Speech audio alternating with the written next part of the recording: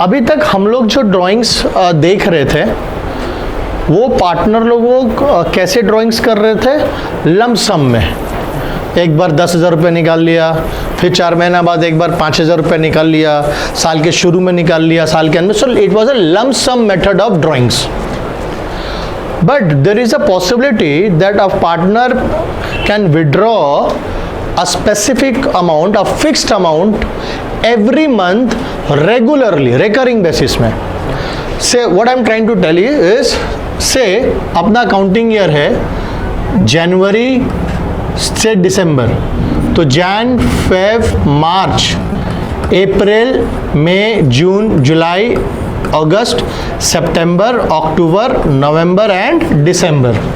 So what am I saying is that कि every month a partner decides to withdraw 1,000 rupees. हर महीना वो partner withdraw करेगा 1,000 रुपया करके हर महीना.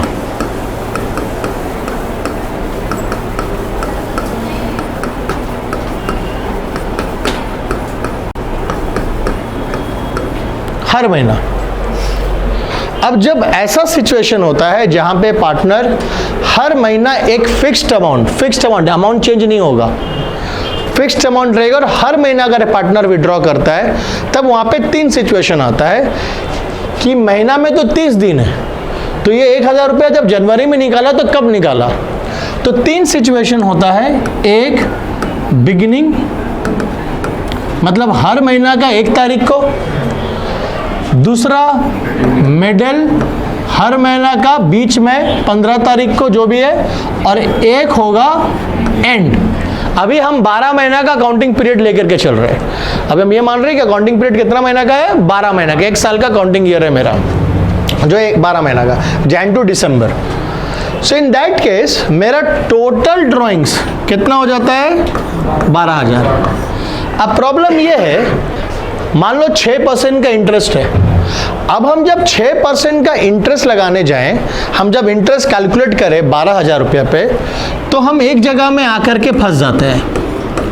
हम 12,000 पे 6% तो लगा देते हैं, लेकिन हम फंस जाते हैं कि इस 12,000 पे 6% तो चार्ज करेंगे, वो कितना महीना के लिए चार्ज करेंगे, क्योंकि ये 12,000 रुपया एक बार में नहीं, या 2 बार में या 3 बार में लमसम मेथड में नहीं निकाला गया है. राइट अगर एक बार 6,000 रुपया निकाला जाता, फिर 4 महीने बाद 4,000, तो वो मेरे को आसानी होता, बिकॉज मेरे को क्लैरिटी होता कि 6,000 रुपया कितना महीना यूज हुआ, 4,000 रुपया कितना महीना यूज हुआ, अकॉर्डिंगली हम उस पर इंटरेस्ट निकाल लेते हैं. लेकिन यहाँ पे तो हमको बताया ही नहीं गया, हमको सॉरी यहाँ पे तो हमको ये बोल दिया गया कि वो हर महीना 1,000 रुपया करके निकाल रहा है. तो इन दैट केस इस 12,000 रुपया पे अगर हम समय लगाते हैं, तो समय हम कैसे लगाएंगे. सो अगर आप ध्यान से देखिएगा, इसका एक फॉर्मूला बताएंगे, बट वो फॉर्मूला आया कैसे, लॉजिक समझते हैं हम लोग.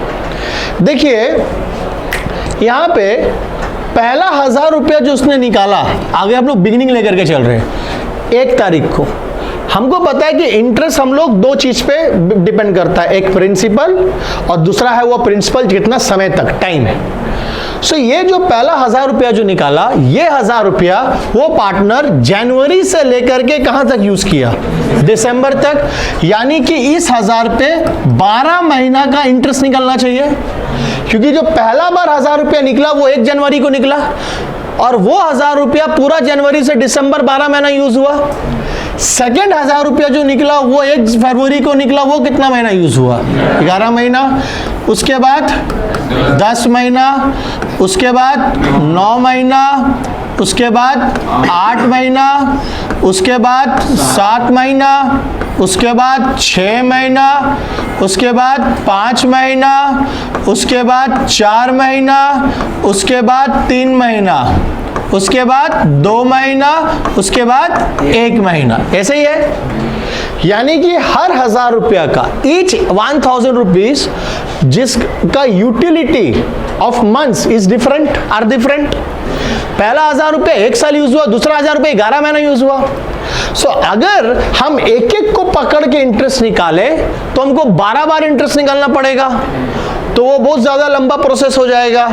तो हम क्या करते हैं, हमको टाइम चाहिए. अब मेरे पास 12 टाइम है, देखिए टेक्निकली तो आई हैव गॉट 12, 1 2 लेकर 12 अलग अलग समय है। हम ये क्या करते हैं, ये जो अलग अलग समय है हम इसका एक एवरेज आउट करेंगे। क्या करेंगे, क्योंकि हम 12,000 रुपया पूरा 12 महीना का ले लिए टोटल ड्राइंग, तो अब हम यूटिलिटी समय कैसे लेंगे, तो समय एक एवरेज लेंगे। एवरेज कैसे निकालेंगे, पूरा को ऐड करेंगे, दैट इज 78 आएगा, और उसको फिर divided by 78 divided by 12 which is equal to 6.5, यानी कि हम 12,000 रुपया पे 6 महीना का इंटरेस्ट लगाएंगे on an average period of 6.5 months, यानी कि ये 12,000 रुपया ऑन एन एवरेज 6.5 महीना के लिए यूटिलाइज हुआ। सो देयरफॉर हम इस 12,000 पे 6% के इंटरेस्ट लगाएंगे, कितना महीना के लिए, 6.5 महीना के लिए। समझ में आया? अब इसी को फॉर्मूला में लाया गया है। फॉर्मूला क्या है, months left after first drawing, मतलब जो पहला ड्राइंग हुआ कब हुआ, 1 जनवरी को, जनवरी मत बोलो, 1 जनवरी को। पहला ड्राइंग के बाद कितना महीना बचा हुआ था, 12 महीना। So months left after first drawing, पहला ड्राइंग के बाद, पहला ड्राइंग कब हुआ, 1 जनवरी, वहां से फिर कितना महीना बचा हुआ है, पूरा 12 महीना बचा हुआ है, plus months left after last drawing, मतलब लास्ट ड्राइंग के बाद, लास्ट ड्राइंग कब हुआ, 1 दिसंबर, कितना महीना बचा हुआ है अभी भी, 1 महीना बचा हुआ है, डिवाइडेड बाय 2, मतलब 12 प्लस 1 डिवाइडेड बाय 2 कितना आया, आया वही चीज। सो यहां पर भी क्या हो रहा है, एवरेज आउट हो रहा है। क्या हो रहा है, एवरेज ही किया है ना, कि इसको पकड़ा, पहला ड्राइंग के बाद कितना महीना बचा हुआ है, 12 महीना, लास्ट ड्राइंग के बाद कितना महीना बचा हुआ है, 1 महीना, इस दोनों को क्या किया, add total divided by 2, 6.5। So therefore अगर बिगिनिंग ऑफ द मंथ हो तो आपका एवरेज टाइम कितना हो जाता है, 6.5। सिमिलरली अगर आपका मिडिल ऑफ द मंथ हो, या मिडिल ऑफ द मंथ, तो middle of the month after the first drawing, middle of the month करते हैं, कितना महीना बचा हुआ है आप, फर्स्ट ड्राइंग के बाद, फर्स्ट ड्राइंग कब होगा, मिडिल ऑफ द मंथ है, फर्स्ट ड्राइंग कब होगा, 50, तो फर्स्ट ड्राइंग के बाद कितना महीना बचा हुआ है, 11.5 महीना, 15 दिन जनवरी का और बाकी के 11 महीना। सो मिडिल में हम लोग 11.5 प्लस लास्ट ड्राइंग कब हुआ, 15 दिसंबर, कितना महीना बचा हुआ है, आधा महीना, that is 0.5 divided by 2, 12 divided by 2, average period कितना आया, 6 मंथ्स। समझ में आ रहा है? अब अगर एंड में जाएंगे, एंड में, तो मेरा पहला ड्राइंग कब हुआ, 31 जनवरी। सो पहला ड्राइंग के बाद कितना महीना बचा हुआ है, 11, लास्ट ड्राइंग के बाद कितना महीना बचा हुआ है, 0, क्योंकि लास्ट ड्राइंग 31 दिसंबर को होगा। 11 plus 0 divided by 2 which is equal to 5.5। समझ में आया? तो ये जो भी फॉर्मूला है, ये फॉर्मूला लाने का जो कॉन्सेप्ट है, वो कॉन्सेप्ट इस आधार पे ही बेस्ड है, जो ये तुमने अभी तुमको हम ये दिखाए। क्योंकि हाँ, अगर ये 1000, 2, 3, 4, 5, 6 ऐसे अलग अलग अमाउंट हो जाएगा तो ये फॉर्मूला काम नहीं करेगा।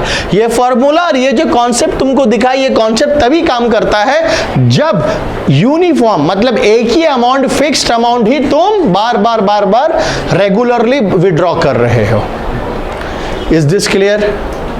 समझ में आया? सो रेगुलरली जब होगा तो कैसे करेंगे, क्लियर है? कोई दिक्कत तो नहीं? अब इसी पे, ये तो 12 महीना के लिए था। अब अगर मान लो 6 मंथ्स का ड्राइंग्स हो, कितना महीना का ड्राइंग्स हो, अकाउंटिंग पीरियड कितना का है, हम 6 महीना का अकाउंट बना रहे हैं। तो अगर मेरा 6 महीना का अकाउंट है, तो जब हम अपना बिगिनिंग में जाएंगे बिगिनिंग,